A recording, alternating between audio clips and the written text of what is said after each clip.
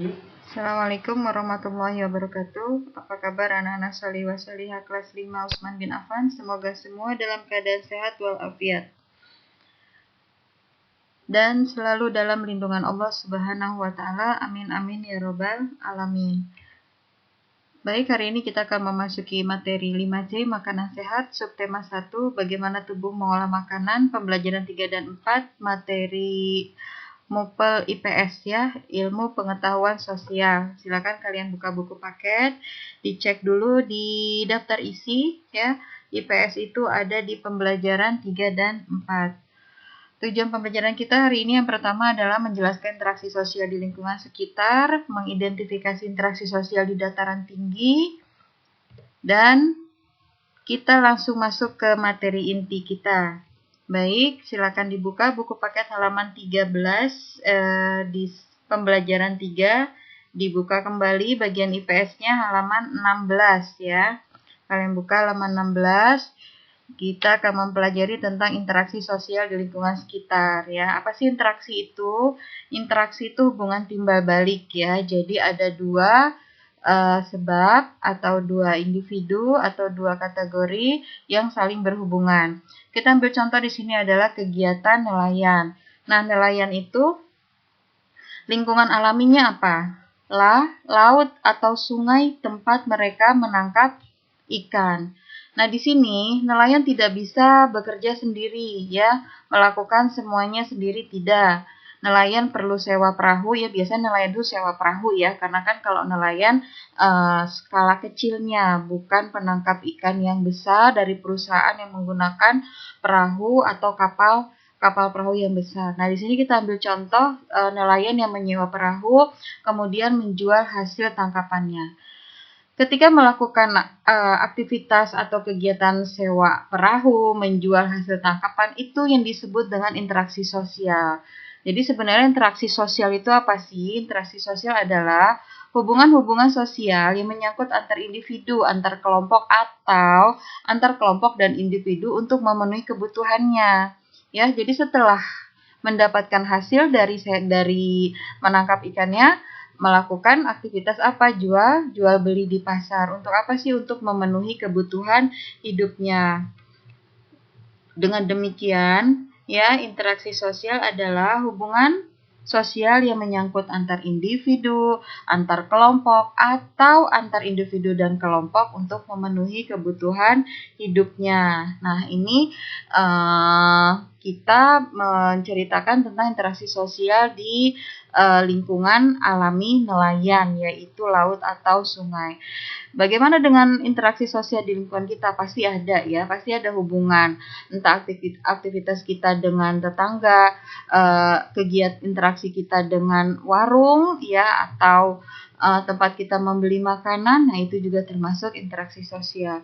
Next ya, kita masuk ke pembelajaran 4, di situ juga ada materi IPS.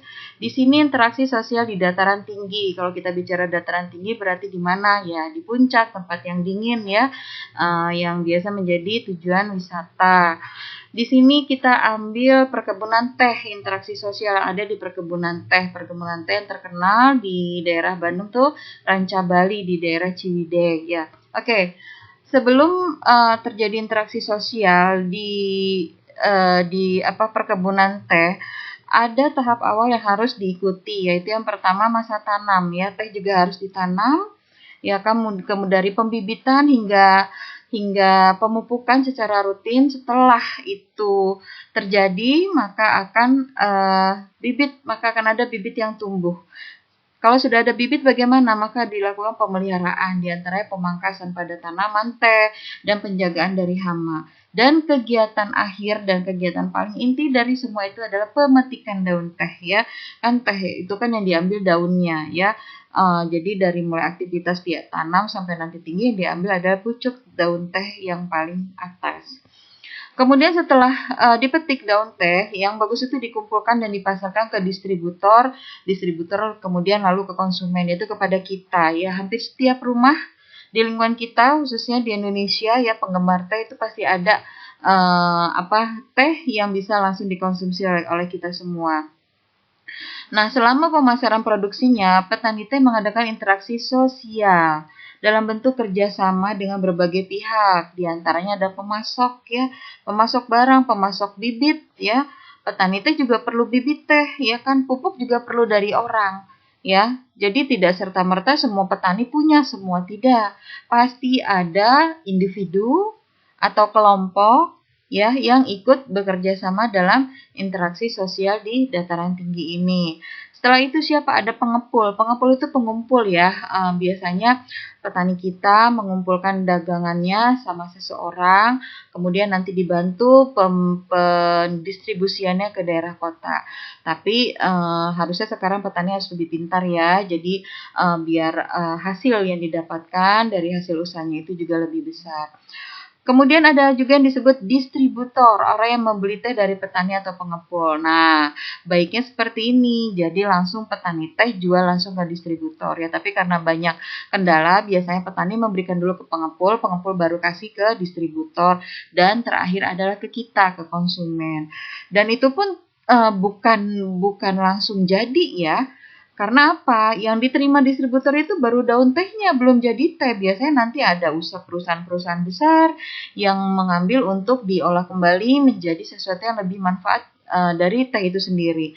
Kita tidak mungkin teh utuh daun teh utuh kita minum sebagai teh, tidak, tapi harus melalui proses yang kita lebih mudah untuk mengkonsumsinya. Nah, disinilah interaksi sosial terjadi ya antara penjual bibit, penjual pupuk, ya kan, orang-orang yang bekerja di dalam perkebunan itu sendiri, kemudian ada aktivitas jual beli keluar. Nah, itu semua ada interaksi, ada kegiatan sosial.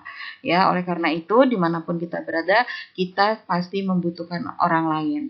Oleh karena itu kita disebut sebagai makhluk sosial, makhluk yang selalu membutuhkan orang lain dalam segi kehidupan kita semuanya ya.